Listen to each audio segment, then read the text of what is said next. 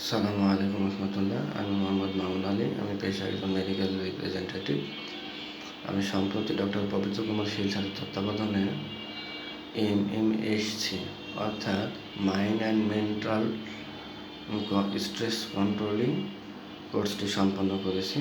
Sir অত্যন্ত সুনিপুণ, সহজ সরল সাবলীল ভাষায় আমাদেরকে প্রত্যেকটা টপিক ধরে ধরে বোঝানোর চেষ্টা করেছেন।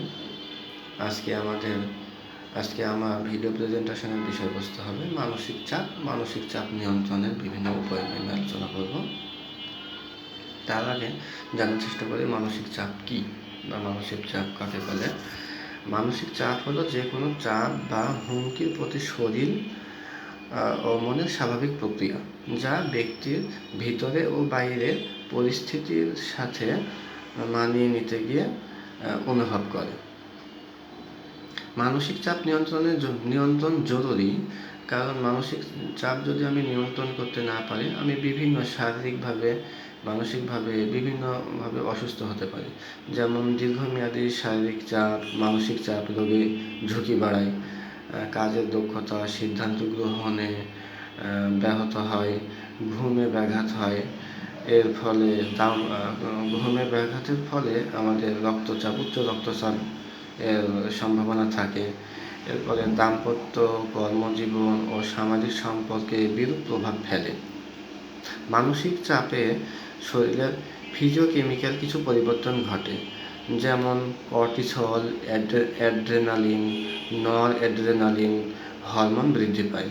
হৃদস্পন্দন ও রক্তচাপ বেড়ে যায়, যা হার্ট অ্যাটাকের সম্ভাবনাকে অনেক বাড়িয়ে দেয়।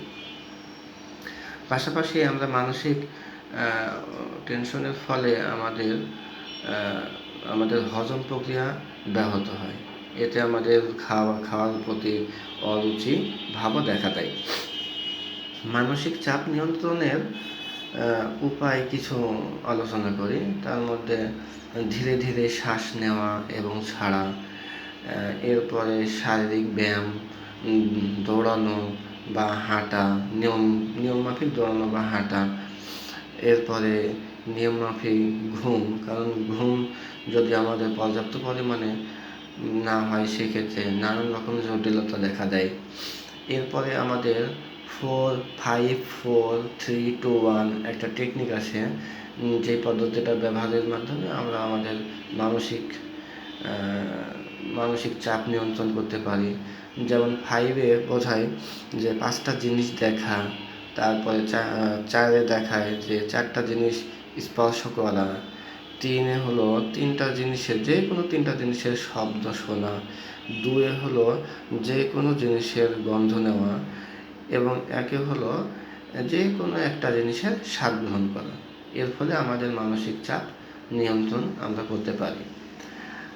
আমাদের শারীরিক নানান রকম জটিলতা দেখা দিতে পারে, কিন্তু মানসিকভাবে যদি আমরা ভালো না থাকি, সেই ক্ষেত্রে আমাদের শারীরিক অনেক জটিলতা তৈরি করতে পারে। তাই মানসিকভাবে আমাদেরকে ভালো থাকার জন্য আমাদের সচেতন এবং সজাগ থাকতে হবে।